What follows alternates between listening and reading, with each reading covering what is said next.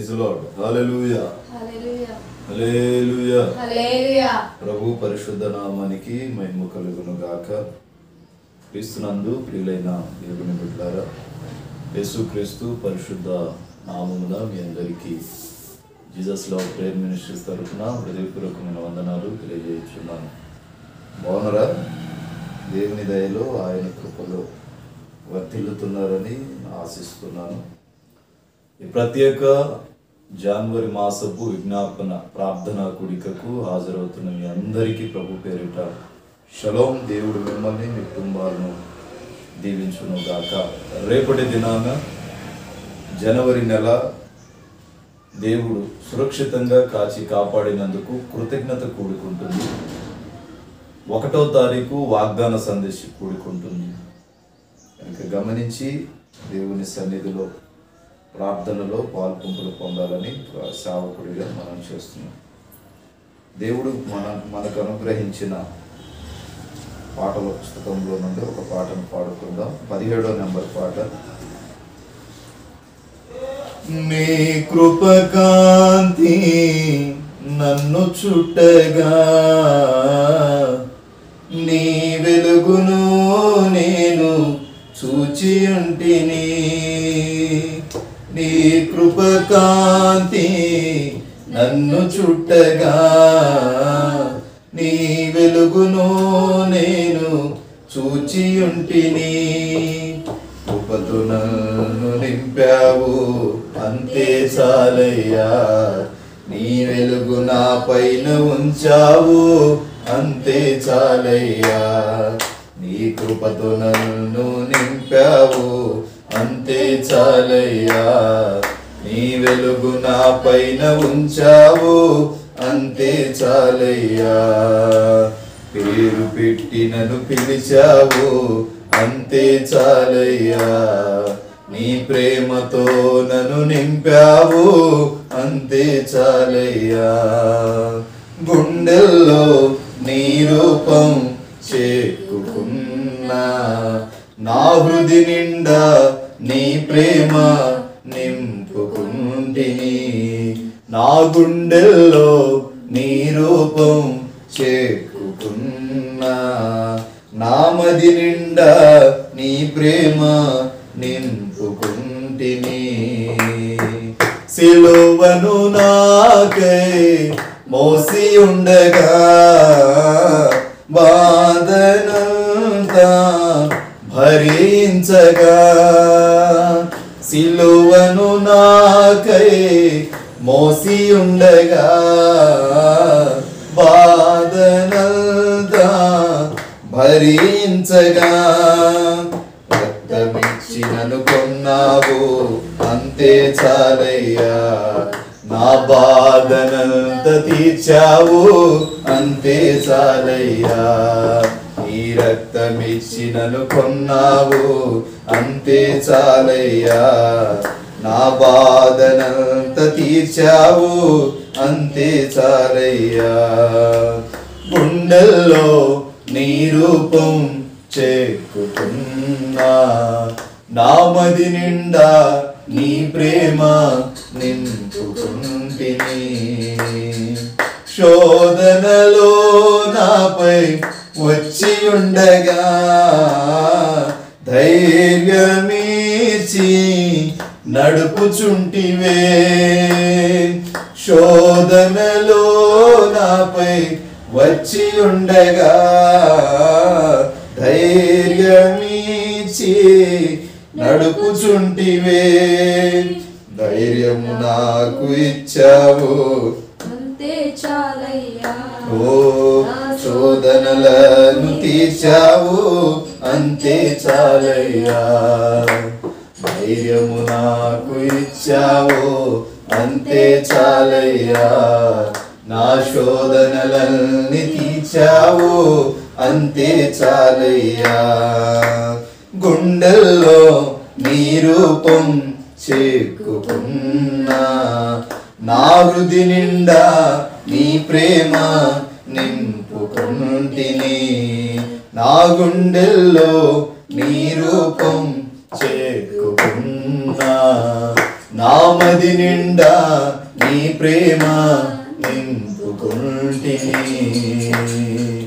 వదకు సిద్ధమైన గొర్రె పిల్లలా కఠినమైన ముళ్ళే నన్ను గుచ్చుచుండగా, వదకు సిద్ధమైన గొర్రె పిల్లలా కఠినమైన ముళ్ళే నన్ను గుచ్చుచుండగా, గుండె నిండ నీ ఉన్నావు అంతే చాలయ్యా, నా గుండె నిండ నీ ఉన్నావు అంతే చాలయ్యా, గుండె నిండ నీ ఉన్నావు అంతే చాలయ్యా, నా గుండె నిండ నీ ఉన్నావు అంతే చాలయ్యా, పేరు పెట్టి నన్ను పిలిచావు అంతే చాలయ్యా, నీ ప్రేమతో నన్ను నింపావు అంతే చాలయ్యా, పేరు పెట్టి నన్ను పిలిచావు అంతే చాలయ్యా, నీ ప్రేమతో నన్ను నింపావు అంతే చాలయ్యా. హల్లెలూయా హల్లెలూయా. ప్రభునందు ప్రియ దేవుని బిడ్డలారా, కొద్ది నిమిషాలు దేవుని వాక్యాన్ని మనం ధ్యానం చేద్దాం. ఈ విజ్ఞాపన ప్రార్థన కూడికలో ఈరోజంతా విజ్ఞాపనే ఉంటుంది. ఒక హాఫ్ అన్ అవర్ దేవుని వాక్యాన్ని నేను మీకు అందిస్తాను. కొన్ని అంశాల కొరకు దేవుని సన్నిధిలో విజ్ఞాపన చేయటం. విజ్ఞాపన ప్రార్థన కూడిక అంటే కొన్ని అంశాల కొరకు ప్రభు సన్నిధిలో ప్రాధేయపడటం. ప్రియులారా, వారానికి ఒక రోజు విజ్ఞాపన ప్రార్థన కూడిక ఉంటుంది. తదుపరి 2 మాసాలకు ఒకసారి 21 రోజులు, 7 రోజులు, 14 రోజులు, 3 రోజులని ఇట్లా ప్రార్థన కూడికలు ఈ సంవత్సరము నుండి ప్రారంభించడం జరుగుతుంది. ఈ కార్యక్రమమును ప్రారంభించుటకు సర్వాధికారియగు దేవుడు కృప చూపాడు. గత 15 రోజుల క్రితము దేవుని పనిని మీటింగ్స్ ముగించుకొని యాక్సిడెంట్ అయ్యి ఉన్న వేళ దేవుడు తన ఆత్మ చేత ఈ కార్యక్రమాన్ని ప్రారంభించుటకు కృప చూపాడు.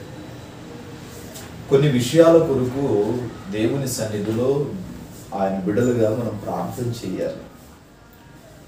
ఉదాహరణకు, భార్యవైన నీవు నీ బిడ్డల కొరకు, నీ భర్త కొరకు, వారి యోగక్షేమాల కొరకు, నీ కుటుంబ పరిస్థితి కొరకు ప్రార్థన చేయాలి. భర్తవైన నీవు నీ భార్య బిడ్డల కొరకు ప్రార్థన చేయాలి.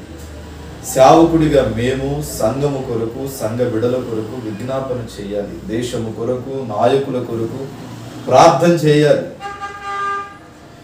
దావీదంటాడు, నేను నీ సన్నిధిలో విజ్ఞాపన చేస్తూ ఉండగా నీవు నిశ్చయముగా నా మనవి ఆలకిస్తున్నావని నమ్ముతున్నాను.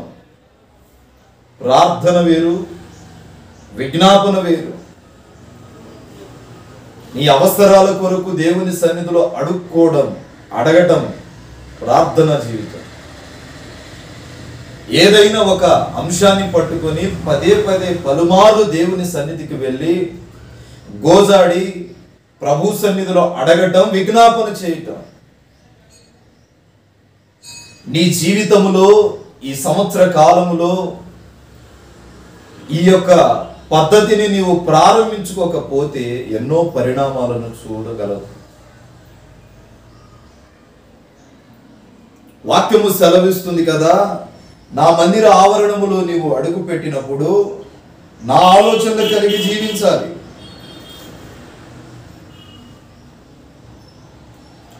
దేవుని వాక్యములో నుండే నేను మీకు తెలియపరుస్తాను. మనుషుడు మరుగవ్వాలి, వాక్యము ప్రత్యక్షపరచబడాలి. మీ దగ్గర ఉన్న పరిశుద్ధ బైబిల్ గ్రంథములో పిల్లరా,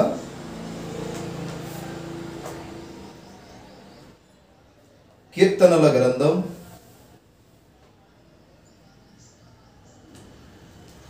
66వ కీర్తన 19వ వాక్యాన్ని చదువుదాం. కొద్ది మాటలే మీకు తెలియజేస్తాను. ప్రతిరోజు వారానికి వచ్చి ఒక దినము విజ్ఞాపన కూడుకుంటుంది. ఆ రోజంతా ఆ రాత్రంతా ప్రార్థన, కొన్ని అంశాల కొరకు ప్రార్థించుటకు ఏర్పాటు చేయబడింది. మీ దగ్గర ఉన్న పరిశుద్ధ బైబిల్ గ్రంథంలో 66వ కీర్తన 19వ వాక్యం. నిశ్చయముగా దేవుడు నా మనవి అంగీకరించి ఉన్నాడు. ఒక అంశము కొరకు ప్రార్థన చేస్తున్నప్పుడు నిశ్చయముగా నీ ప్రార్థన దేవుని సన్నిధికి వెళ్ళాలి. ప్రతి ఒక్క వ్యక్తి ఆశీర్వాదం పొందాలన్న ఆశ వైపే వారి ఆలోచనలను మొగ్గు చూపుతూ ఉంటాడు. భక్తుడైన దావీదు చెప్తున్నాడు కదా, నిశ్చయముగా నేను చేస్తున్న ఈ ప్రార్థన దేవుడు నెరవేరుస్తాడు, అంగీకరిస్తాడు, ఆలకిస్తున్నాడని నమ్ముతున్నాను. మన జీవితము ప్రార్థనకు ప్రాధాన్యత ఇచ్చేటట్టు మార్చబడాలి. గత సంవత్సరాలన్నిటిలో నీవు దేనినైతే పోగొట్టుకున్నావో దానిని ఈ సంవత్సరము ఒక ఆయుధముగా ధరించుకోవాలి. ఒక విత్తనమును విత్తే రైతు గత సంవత్సరాలన్నిటిలో నష్టమును పొంది ఉంటే ఈ సంవత్సరము రైతు అలర్ట్ అవుతాడు. పూర్వపు సంవత్సరాలన్నీ నేను ఎంత కష్టపడినా నష్టమే సమకూరుతుంది. కానీ ఈ సంవత్సరం ఆ విధముగా ఉండకూడదు. ఒక క్రొత్త కోణములో నేను పంటను పండించడం నేర్చుకోవాలి. గత సంవత్సరాల్లో నేను ఏ తప్పు అయితే చేశానో ఆ తప్పు ఈ సంవత్సరంలో చేయకూడదు అనేది యోచించాలి. గత సంవత్సరాల్లో ప్రార్థన చేసే అనుభవం లేదా? ఈ సంవత్సరం ప్రారంభించు. ఈ సంవత్సర కాలములో దేవుడిచ్చిన వాగ్దానమును రుజువుపరుస్తుంది. ఈ సంవత్సరము దేవుడు నీతో మాట్లాడిన మాట నెరవేరుస్తాడు. ప్రార్థనకు ప్రయారిటీ. ఎక్కడో దిగజారిపోయిన నీ కుటుంబాన్ని దేవుడు లేవనెత్తడం ప్రారంభిస్తాడు. పిల్లరా, దావీదు ఒక రాజు, ఎన్నో పనులుంటాయి. అయినను దేవుని సన్నిధిలో విజ్ఞాపన చేయటం మాత్రం మానట్లా. రోజుకు 7 మార్లు స్తుతించి 3 మార్లు ప్రార్థన చేసే ఒక గొప్ప అనుభవాన్ని కలిగిన వ్యక్తి దావీదు. సాక్షాత్తు దేవుడే అంటాడు కదా, ఇతని వంశములో నుండి ఇదిగో లోక రక్షకుడు ఉదయించబోతున్నాడు. పాపం అందరూ చేస్తారు. పాపాన్ని కప్పిపుచ్చుకోకుండా ఒప్పుకొని క్షమాభిక్ష పొందేవాడే ధనవంతుడు, గొప్పవాడు, నీతిమంతుడు. హృదయము చేత మనస్సాక్షి చేత గర్తింపబడి తాను చేసిన ప్రతిదాన్ని ఒప్పుకొని ప్రభు సన్నిధిలో ఆయన పాదాల మీద పడి మొరపెట్టే అనుభవాన్ని కలిగి ఉన్నవాడు ధన్యుడు. డబ్బు ఉన్నవాడు కాదు, జ్ఞానం ఉన్నవాడు కాదు నీతిమంతుడు. అంటే ఏ పని చేసినను క్షమాభిక్ష కోరేవాడే. ఈ సంవత్సరము దేవుడు నీకు ఇచ్చిన వాగ్దానం నెరవేర్చబడాలంటే ఈ మాసం నుండి నువ్వు పునాది వేయబడాలి. బడా బడా మహాభక్తుల సైతము ప్రార్థనకు ప్రాధాన్యత ఎందుకు ఇచ్చారంటే ప్రార్థనలో ఆశీర్వాదం నిలిచి ఉంది. ఎంత పెద్ద సమస్య అయినా ప్రార్థనతోనే సమాధానం కలుగుతుంది. దైవజనులు భక్త్ సింగ్ గారు ప్రార్థనలో కూర్చుంటే రాత్రులు అయిపోయేవంట, పగళ్ళు అయిపోయేవంట. అంతటి జీవితం నీకుందా? ఒక అంశము కొరకు ప్రార్థన చేస్తున్నప్పుడు, విజ్ఞాపన చేస్తున్నప్పుడు దానిని పొందేంత వరకు గురిని ఈ సంవత్సరం ఏ వాగ్దానం ఇచ్చాడు? వారు నాకు విరోధముగా చేసిన ప్రతి పాపమును తిరుగుబాట్లన్నిటిని క్షమించేస్తాను, క్షమించి వారిని పరిశుద్ధపరుస్తాను. ఒక క్రొత్త చొక్కా తీసుకొచ్చి, ఎగ్జాంపుల్, గత వారంలో నాకు యాక్సిడెంట్ అయింది. ఒక కొత్త చొక్కా, దాన్ని మురికైంది, రక్తం అంటింది. దాన్ని శుభ్రపరుచుకొని చక్కగా ఉతుక్కొని 2-3 రోజులు 2 సార్లు 3 సార్లు ఉతుక్కొని ఇస్త్రీ చేయిస్తే మరలా అదేమైంది? క్రొత్తగా మారింది. పాత తిత్తులలో క్రొత్త ద్రాక్షారసము పోయిట ఎంతవరకు సబము? ప్రార్థనా జీవితము లేని నీ బ్రతుకులలో దేవుడు మేలు చేయాలని కోరుకోవడం ఎంతవరకు సబము? క్రొత్త తిత్తులలోనే క్రొత్త ద్రాక్షారసం పోయాలి. మన భాషలో గ్లాస్.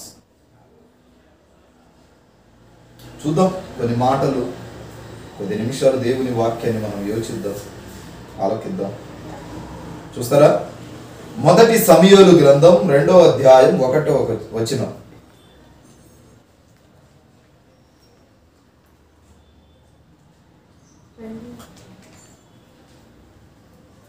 సమూయేలు మొదటి గ్రంథం 2వ అధ్యాయం 1వ వాక్యం. నా హృదయంలో, సమూయేలు మొదటి గ్రంథం 2వ అధ్యాయం 1వ వాక్యం. మరియు హన్నా విజ్ఞాపన చేసి ఇలాగ నేను నా హృదయము యెహోవాయందు సంతోషించుచున్నది, యెహోవాయందు నాకు మహాబలము కలిగెను, నీ వలన రక్షణను బట్టి సంతోషించుచున్నాను. చాలు. ఇప్పుడు సంతోషం కలగాలన్నా, బలము కలగాలన్నా, మహా సంతోషం కలగాలన్నా ఎక్కడా? నీ హృదయము, సొమ్మసిల్లిన హృదయము సంతోష కారణంగా మార్చబడాలంటే అది దేవుని మందిరములోనే. అన్నా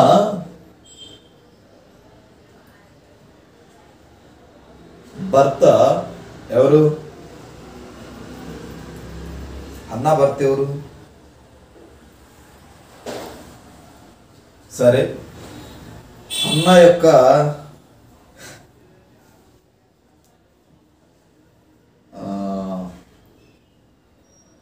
ఒక భార్య ఉండి ఇంకొక పని మనిషిని చేసుకుంటే ఏమంటారు?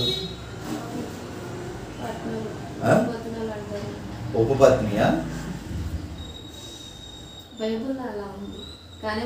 హన్నా భర్త ఎవరు? ఎల్కానా. ఎల్కానా ఎలా మాట్లాడతాడంటే హన్నా దగ్గరకు వచ్చి వెన్నె పూసినట్టు మాట్లాడతాడు.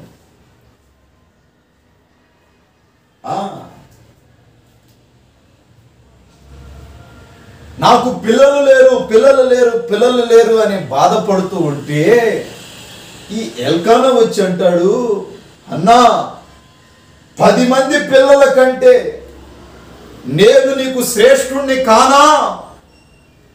అంటే అర్థం ఏంటంటే, నీకు పుట్టే పిల్లలందరికంటే నేను శ్రేష్టమైన వాణ్ణి కానా?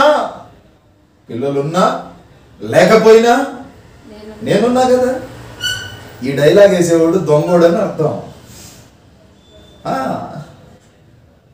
అంటే వీడి హృదయము, చాలా మంది అంటారు నేనున్నా కదా, మరి 10 మంది పిల్లల కంటే నేను శ్రేష్ఠుణ్ణి కానా అన్న ఎల్కానా పెనిన్నాన్ని ఎందుకు పెళ్లి చేసుకున్నాడు? ఏంటి వాంటేనా? పెనిన్నాన్ని ఎందుకు పెళ్లి చేసుకున్నాడు? శ్రేష్టముగా భావించేవాడు తన భార్యతోనే ఉండాలి కదా. ఈరోజు ఈ వంకలు చెప్పేవాళ్ళు చాలా మంది ఉన్నారు. తన హృదయ బాధను ఎవరితో పంచుకోలేక దేవుని మందిరానికి వెళ్ళి ప్రార్థించడం, విజ్ఞాపన చేయడం ప్రారంభిస్తుంది. దేవా, నాకొక్క బిడ్డనిస్తే, నా నింద తొలగిస్తే తిరిగి అదే బిడ్డను నీకు ఇచ్చేస్తా. ఇప్పుడు ఈమె విజ్ఞాపన చేస్తూ ఉండగా ఆమె హృదయం అంట యెహోవా యందు సంతోషిస్తుందంట. ఎంత హృదయము తెరిచి ప్రార్థిస్తుందో చూడండి. మనస్సు విప్పి ప్రార్థిస్తుంది. ఒక్కొక్కటిగా తన విచారం అంతా క్రొట్టివేయబడుతుంది. మరలా యెహోవా యందు నాకు మహాబలము కలిగెను, రక్షణను బట్టి నేను సంతోషించుచున్నాను. అదే మొదటి సమూయేలు 2వ అధ్యాయం 25వ వచనం చదవండి. అక్కడ అంటాడు, ఎవరైనా యెహోవా విషయములో పాపము చేసిన ఎడల వాని కొరకు ఎవడు విజ్ఞాపన చేయును? అయితే యెహోవా వారిని సంపదలచి, యెహోవాకు వ్యతిరేకముగా పాపము చేసిన ఎడల వారి కొరకు ఎవరు విజ్ఞాపన చేస్తాడు? అర్థమైందా? ఇప్పుడు మీరు అట్లాంటి వాళ్ళు కాదులే, సందర్భం బట్టి చెబుతున్నా. నేను వచ్చినప్పుడు నా దగ్గర నటించి నేను వెళ్ళిపోయిన తర్వాత మీ నిజస్వరూపాలు బయట పెట్టారనుకోండి, ఇప్పుడు ఏం చేస్తున్నట్టు? యెహోవా ఎదుట పాపము చేసి ఉన్న ఎడల అసలు ఈ పాపము చేస్తున్న వారి కొరకు విజ్ఞాపన చేసేవాడెవడు?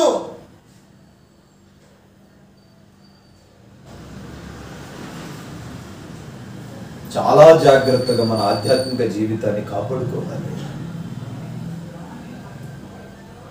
ఎక్కడ పొర్రపాటున మనలో లోకము చేరకూడదు. వీళ్ళిట్టా చేస్తున్నారు, వాళ్ళిట్టా చేస్తున్నారని నువ్వు పప్పులో కాలేసావంటే తరతరాలకు వెంటాడుతున్న శాపము వెంటాడుతూనే ఉంటుంది.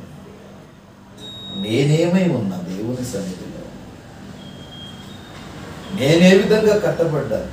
పిల్లరా, అందరూ పిల్లలు లేరని హన్నాను ద్వేషిస్తూ దూషిస్తూ ఉన్నా తన మదిలో ఒక ఆశ ఉండేది.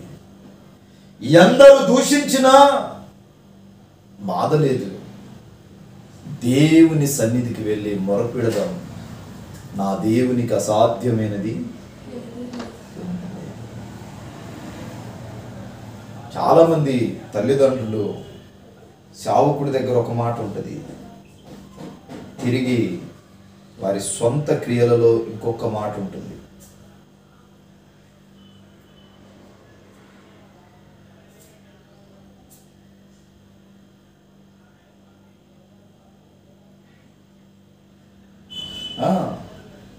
చాలా మంది తల్లిదండ్రులు వీళ్ళని చూసినప్పుడు, వాళ్ళు ఎవరినైనా చూసినప్పుడు ఒకలా మాట్లాడతారు. వీళ్ళు ఇట్లా ఉన్నారేంటి, ఇట్లా చేస్తున్నారు, వీళ్ళ ప్రవర్తన నచ్చట్లేదు అన్నట్టుగా మాట్లాడతారు. తిరిగి ఇదే తల్లిదండ్రులు అదే కూపంలో పడిపోతారు. అందుకు ప్రభు అంటున్నాడు, యెహోవాకు వ్యతిరేకముగా పాపం చేసిన వాడి కొరకు ఎవడు విజ్ఞాపన చేస్తాడు? చాలా మంది విశ్వాసులు అనుకుంటారు, నేను చేసే ప్రార్థన దేవుడు వింటున్నాడు. ఇది భ్రమ. మార్చుకోవలసినవి ఈ నూతన సంవత్సరంలో మార్చుకుంటే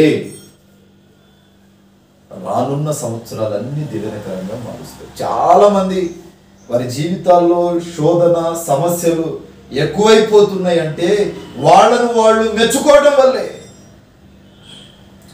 దేవుడు ప్రార్థన వినడు. వాక్యం ఆధారం కాదు. దేవుడు ప్రార్థన వినడు. మనమేమనుకుంటాం? వింటున్నాడు అనుకుంటాం.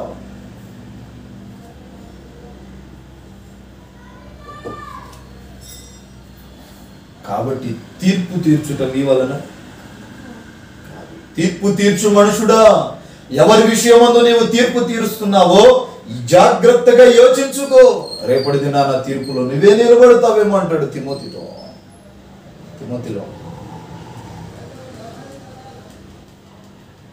అంటే ఈ సంవత్సరం ప్రార్థన చేయలేదేమో, ఈ నూతన సంవత్సరం నుండి దానికి ప్రాధాన్యత. ఈ సంవత్సరం నీలో పాపపు క్రియలు వెంటాడుతున్నవేమో, గత సంవత్సరం వాటిని స్వస్తి చెప్పి పరిశుద్ధత వైపు మళ్ళు. బిడల కొరకు, కుటుంబం కొరకు, దేశము కొరకు, నాయకుల కొరకు, భర్త కొరకు గత సంవత్సరాలు ప్రార్థన చేయలేదేమో, నిన్ను నీవు రుజువుపరుచుకుంటున్నావేమో. విడిచిపెట్టు.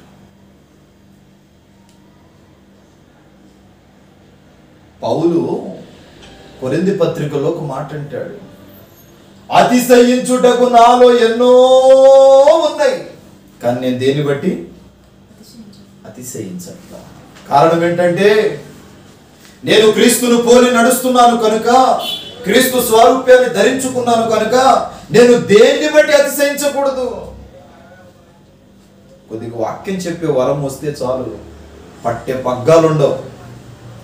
కొంచెం ప్రార్థన చేసే వరం వస్తే చాలు, పట్టే పగ్గాలుండవు. కొంచెం పాట పాడే వరం ఉంటే చాలు, పట్టే పగ్గాలుండవు. కొంచెం దర్శనాలు చూసి ప్రవచనాలు మాట్లాడే వరం ఉంటే చాలు, పట్టే పగ్గాలుండవు. పౌలు అంటాడు, నా వస్త్రము తాకితే స్వస్థత జరిగింది, నా నీడ తాకితే స్వస్థత జరిగింది, గమనీయుల పాదాల దగ్గర ఉపదేశమును జల్లడబెట్టాను నేను.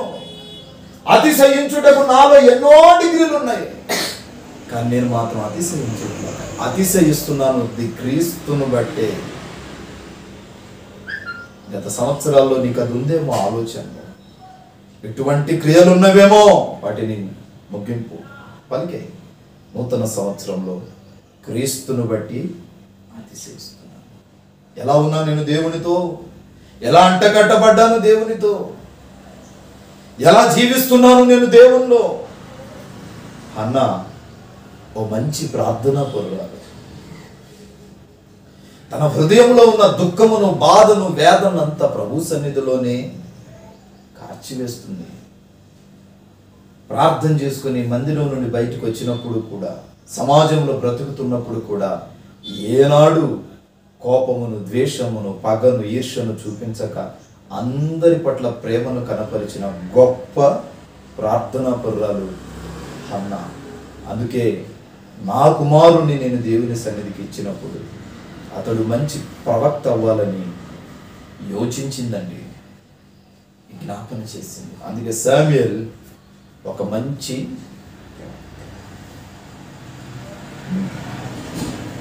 ఈరోజు నీ బిడ్డల పరిస్థితి ఏంటి? ఏమి చూసి నిన్ను నీ బిడ్డలు ఫాలో అప్ అవ్వాలి? ఓ మంచి సుగుణం ఉందా? ఈ విజ్ఞాపన ప్రార్థన కొడుకులు దేని గురించి విజ్ఞాపన చేస్తున్నారు? ఆరోగ్యం బాలేదా? ఈ సంవత్సర కాలము, గత సంవత్సరాలన్నీ అనారోగ్యముతో బ్రతికావేమో, విజ్ఞాపన చేయి. దేవుడు కోరుకునే వ్యక్తిగా నువ్వు మార్చబడి విజ్ఞాపన చేయి. నీ ఆరోగ్యాలన్నీ, అనారోగ్యము చెత్తంతా దేవుడు తీసివేస్తాడు. ఎందుకు ఈ మాట పదే పదే చెప్తున్నానంటే, గత వారం దేవుడు నాతో 4-5 కోణాల్లో నన్ను ధైర్యపరిచాడు, మాట్లాడాడు. అందుకు ఈ మాట చెప్తున్నాను. ఈ నూతన సంవత్సరంలో ఒక సిద్ధపాటు ఉండాలి. నేను దేవునితో గడపాలనుకుంటున్నాను అనుకున్న వాళ్ళు ఎవరైనా ఉంటే నన్ను సంప్రదించండి. నేను మీ ప్రేయర్ షెడ్యూల్ని రెడీ చేస్తాను. దేవుని వాక్యము స్పష్టంగా తేటపరుస్తుంది. మనము ఓ మంచి ప్రార్థనా జీవితాన్ని గురిగా పెట్టుకోవాలి. ఏనాటికి ఆనాడు, ఏ రోజుకి ఆ రోజు నేను ఈరోజు దేవుళ్ళో ఏదో ఒకటి సాధించాలి, నేను దేవుని దగ్గర ఏదో ఒకటి పొందుకోవాలి. నా బిడ్డలకు ఉద్యోగాలు లేవా? ఈరోజు దేవుడు మా బిడ్డలకు ఉద్యోగాలు ఇస్తారని ఏ రోజుకు ఆ రోజు ఒక బలమైన నిబంధన కలిగి ప్రార్థించాలి. ఖచ్చితంగా నెల ముగిసేలోపు దేవుడు ఆ ఉద్యోగాలను దయచేస్తాడు. రాజుల ఆలోచనలు, అధికారుల ఆలోచనలు సమస్తమును మార్చివేసి దేవుడు ముద్ర వేసి పంపిస్తాడు. అందుకంటాడు, నేను నిన్ను ముద్ర ఉంగరముగా మార్చివేస్తున్నాను. ఒక పురుషుడికి ఉంగరం ఎందుకు పెడతారు తెలుసా? రాజకుమారుడికి సాదృశ్యం. ముద్రించిన నేనే.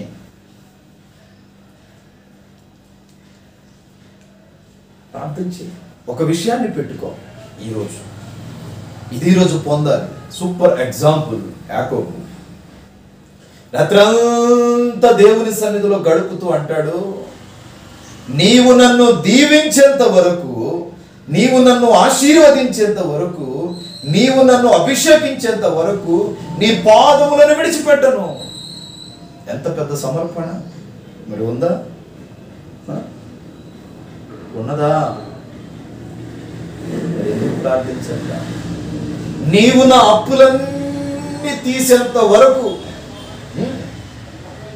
నీవు నాకు మంచి గృహాన్ని దయచేసేంత వరకు, నీవు నా కుటుంబాన్ని హెచ్చించేంత వరకు నీ పాదములు విడిచిపెట్టను. మరి ఇట్టా ఒక నిబంధన కలిగి ప్రార్థన చేయి. రోజులు గడవక మునిపే ఆశ్చర్య కార్యాన్ని చూస్తావు. ఎవరినో మనుషుల్ని ఆశ్రయించుట వలన ప్రయోజనం లేదు. నిన్ను పిలిచిన వాడు నమ్మదగినవాడు. నా సేవ ప్రారంభములో దేవుడు నన్ను దర్శించి ఇచ్చిన ఒక అద్భుతమైన గీతం. వదకు సిద్ధమైన గొర్రె పిల్లల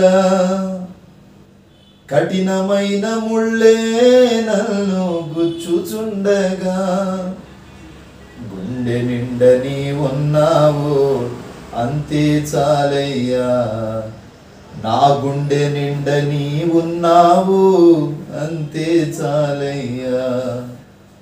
గొర్రె చేసిద్ది, బలికి సిద్ధంగా ఉంటుంది. కత్తొచ్చి గొడ్డలు వచ్చేడా ఉన్నా ఏమాత్రం జడిసిద్దా? జడవదు. కఠినమైన ముళ్ళు ఎన్నో గుచ్చుకుంటూ ఉంటాయి. ఎంతో మంది యేసయ్యను నమ్మాడంటే ఇంకా శపించబడ్డాడేమోనని మాట్లాడుతూనే ఉంటారు. పోటీ మాటలతో గుచ్చుతూనే ఉంటారు. కానీ మనసులో మాత్రం ఆయన కరుణాహస్తం ఉండాలి. గుండె నిండ నీ ఉన్నావు. ఎవరెన్ని మాటలన్నా నాకు బాధ లేదు, భయం లేదు. నిన్ను బట్టి నీవు నా గుండెల్లో ఉన్నావు. గుండె నిండ నీ ఉన్నావు అంతే చాలయ్యా, నా గుండె నిండ నీ ఉన్నావు అంతే చాలయ్యా. పేరు పెట్టి నన్ను పిలిచావు అంతే చాలయ్యా, నీ ప్రేమతో నన్ను నింపావు అంతే చాలయ్యా. నీ కృపకాంతి నన్ను చుట్టగా, నీ వెలుగును నేను చూసి ఉంటిని. ఎప్పుడు పిల్లరా, ఆయన కృప, ఆయన కాంతి నిన్ను ఆవరించిన వెంటనే ఆ వెలుగులో నీ శోధనలు, సమస్యలన్నీ మర్చిపోతావు. ఈ గుండెల్లో దేవుడు ఒక్కటి మాత్రం సత్యం, పేరు పెట్టి ఆయన నిన్ను పిలిచాడు.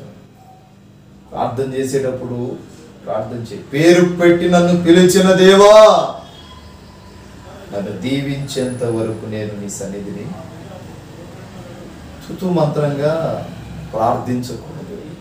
పూజారి ఉన్నాడు, పెళ్ళికి పిలిచాం, ఎందుకోసం వస్తాడు? పెళ్లి జరిపించడానికి వస్తాడు. 4 మంత్రాలు చదివేసి వెళ్ళిపోతాడు. నీ ప్రార్థన కూడా మంత్రాల్లాగా ఉండకూడదు. నీ ప్రార్థన ఎలా ఉండాలో తెలుసా? ఎలా ఉండాలో తెలుసా? బంకలాగా ఉండాలి.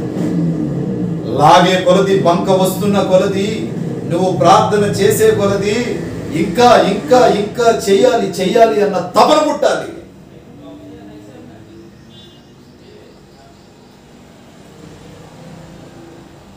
ఓ భయంకరమైన శోధన నుండి నేను మీ మధ్య నిలబడ్డానంటే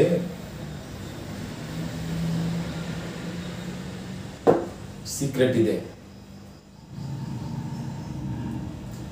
ఆయన సన్నిధిలో విజ్ఞాపన చేయించుండగా ఆయన నాకు ఉత్తరమిచ్చాడు. అప్పుడు నిశ్చయించుకున్నా, ఒక పట్టుదలతో దేని గురించి ప్రార్థించినా దానికి విడుదల దేవుడిస్తాడు. 3-4 రోజుల్లోనే రికవరీ అయ్యాను అంటే కేవలం దేవుని కృప,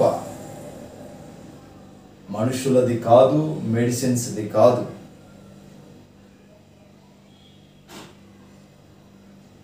ఇది దేవుని కృప.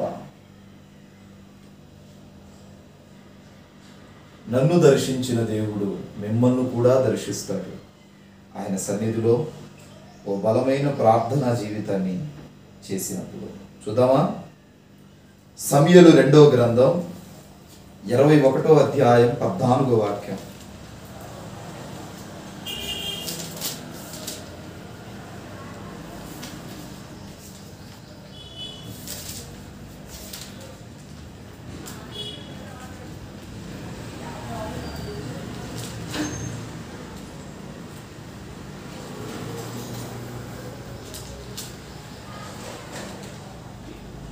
సౌలు తండ్రియగు కీషు సమాధి యందు పాతిపెట్టిరి. రాజు ఇలాగు చేసిన తరువాత దేశము కొరకు చేయబడిన విజ్ఞాపనను దేవుడు అంగీకరించెను. ఆ స్టోరీ అంతా మనకు అనవసరం. చేయబడిన ప్రార్థనను దేవుడు అంగీకరిస్తాడు. ఇంకో మాట, అదే సమూయేలు 2వ గ్రంథం 24వ అధ్యాయం 25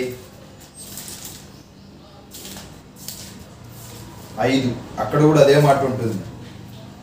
చేయబడిన దేశము కొరకు ప్రార్థన దేవుడు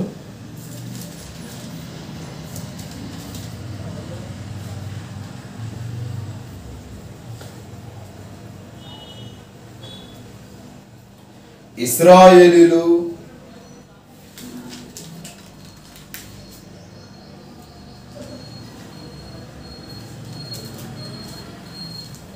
తీశారా? నెహెమ్యా గ్రంథం 1వ అధ్యాయం 4వ వాక్యం. ఈ మాటలు వినినప్పుడు నేను కూర్చుండి ఏడ్చి కొన్ని దినములు దుఃఖముతో ఉపవాసం ఉండి ఆకాశమందలి దేవుని ఎదుట విజ్ఞాపన చేసి తిని. నా మాట ముగించడానికి వస్తున్నాను. నెహెమ్యా, యెరూషలేము ప్రాకారాలు పడిపోయాయి, దేవుని మందిరము శిథిలావస్థములకు వెళ్ళిపోయింది అని తెలియబడిన వెంటనే, తనకు తెలిసిన వెంటనే నెహెమ్యా ఆ 1వ అధ్యాయం 4వ వచనంలో చక్కగా అంటాడు, దేవుని మందిరం, మా పితరుల ప్రాంతమైన యెరూషలేము శిథిలావస్థకి వెళ్ళిపోయింది అన్న మాట తెలిసినప్పుడు నేను కూర్చుండి ఏడ్చాను, కొన్ని దినములు దుఃఖముతో ఉపవాసం ఉన్నాను. ఆకాశమందలి దేవుని ఎదుట నా దేశము కొరకు, నా ప్రాంతము కొరకు ఏం చేశా? ప్రార్థన చేశా, ఉపవసించి మొరపెట్టా.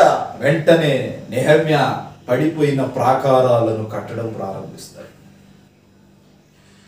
నీ జీవితంలో ప్రాకారాల వంటి నీ బ్రతుకు, నీ జీవితం పడిపోయిందేమో.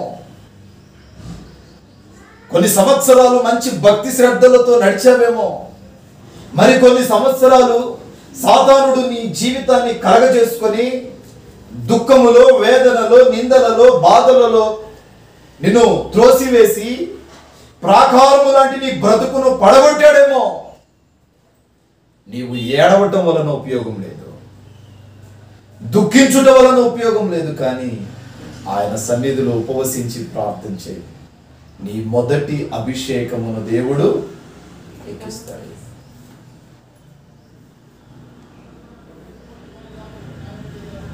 మొదటి అభిషేకముతో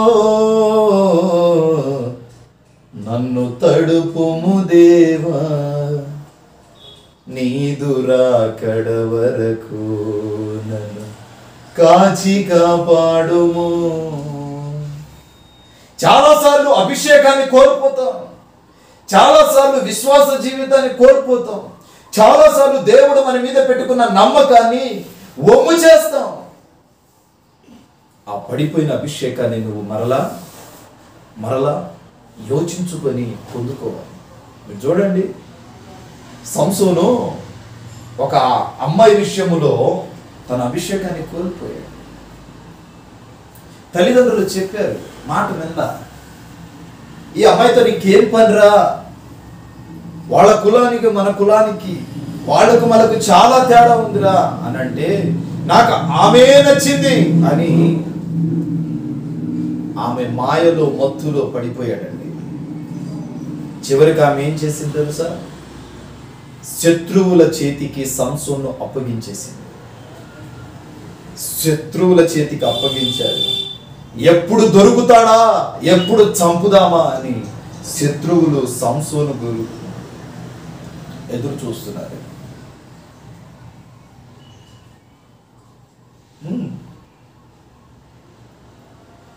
పచ్చి ఎముకతో ఎంతో మందిని హతమార్చిన వాడు తన అభిషేకం మొత్తం తలలోనే ఉంటుంది. పోయి దెలీలా ఒడిలో తలవాల్చాడు. ఆమె ఏం చేసింది?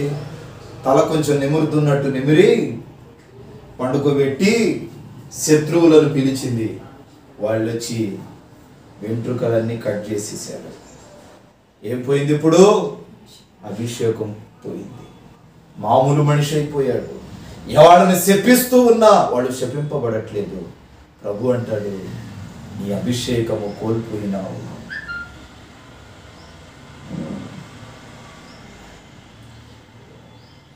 అన్యుల ఆలోచన పరంగా నడిచే క్రైస్తవ ఆడపిల్లలు ఉంటారు. యవనస్తులారా, ఎవరిని పడితే వాళ్ళని త్వరగా నమ్మకూడదు.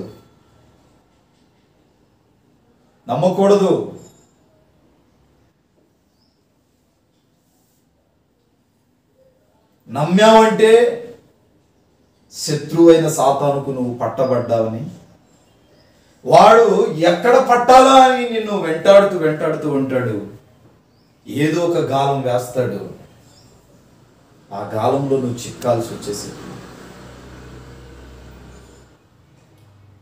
ఆత్మీయులైన క్రైస్తవ ఆడపిల్లలు కాదు, క్రైస్తవులే.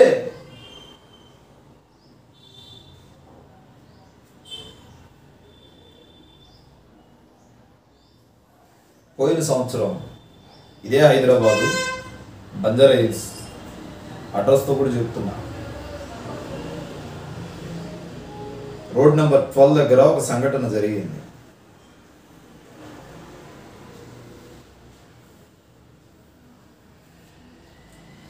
క్రైస్తవుడు, దేవుని అభిషేకం కలిగిన వ్యక్తి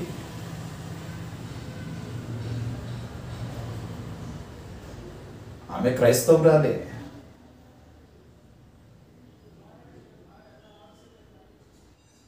ఆమెతో మాట్లాడుతూ ఉండగానే ప్రియులరా, ఎక్కడెక్కడికో శోధనలన్నీ వచ్చేసి పడిపోయాయి. వెంటనే ఈ యవనస్తుడు యోచించాడు, ఈమె ద్వారా నాకు అపజయం కలగబోతుంది. తిరిగి వచ్చి ప్రార్థన చేస్తే ప్రభు అంటాడు కదా,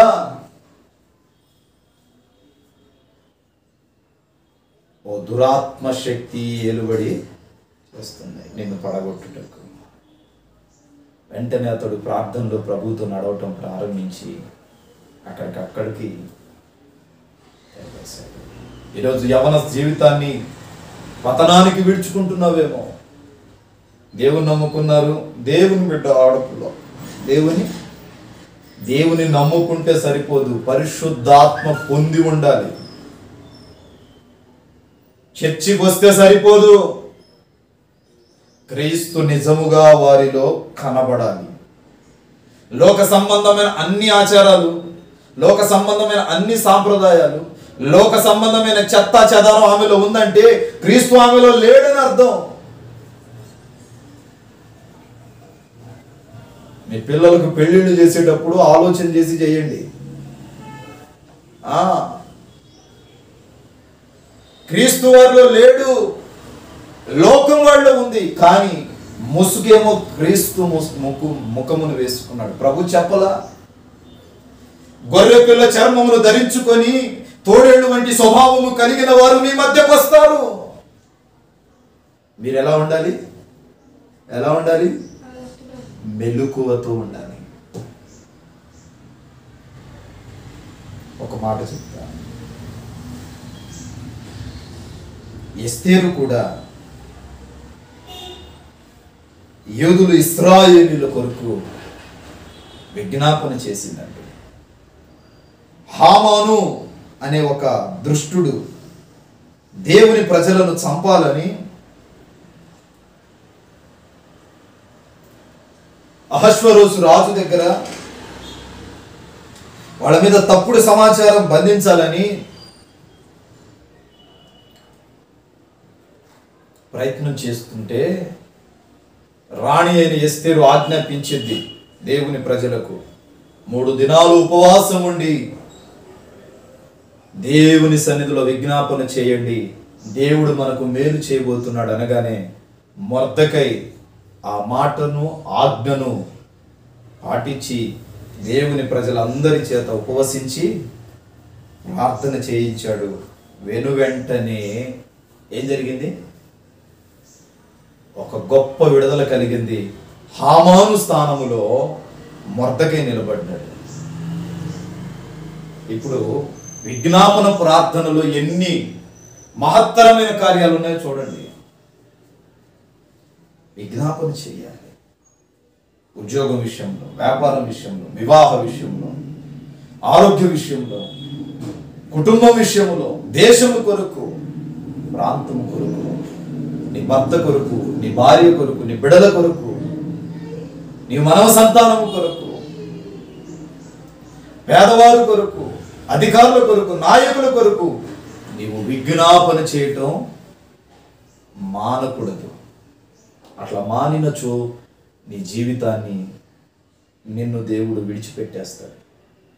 యెరోబాము దేవునికి వ్యతిరేకమైన పని చేశాడు. ఎక్రోను దేవతను పూజించడానికి తన పనివారిని పంపించాడు. ఎవరో వెళ్ళి ఎక్రోను దేవత పూజించడానికి వెళ్తున్నాను అనగానే ఇద్దరిని పంపించి మీరు కూడా పోయి నా కొడుకు మరణపాయంలో ఉన్నాడు, వాడి కొడుకు మ్రొక్కిరండి అని పంపిస్తే దారిలో దేవుడు ఏలియాను పంపిస్తాడు. ఏలియా అడ్డుపడు. వాళ్ళు వెళుతూ ఉండగా దారిలో ఏలియా అడ్డుపడి యాడికి పోతున్నావు అంటే, అయ్యా మా రాజైన యెరోబాము కుమారుడు మరణపాయములో ఉన్నాడు, ఎక్రోను దేవత దగ్గరికి వెళ్ళి రమ్మన్నాడు, వెళ్తున్నాము అంటే ఏలియా అంటాడు, సర్వోన్నతుడైన దేవుడు చెబుతున్నాడు, మరికొద్ది దినాలలో నీ యాజక కుమారుడు, నీ రాజు కుమారుడు మరణం పొందబోతున్నాడని మీ రాజుతో పోయి చెప్పుకో.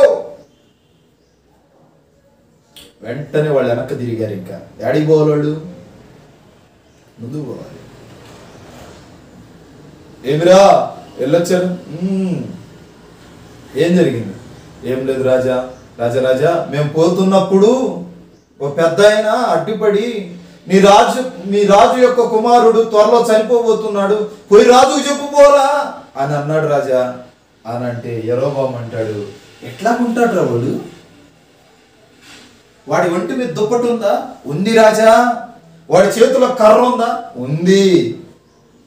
ఆహా, మన భాషలో చెప్పాలంటే వాడి ఫేస్ ఎలా ఉంటుంది? గుండ్రంగా ఉంటుంది రాజా.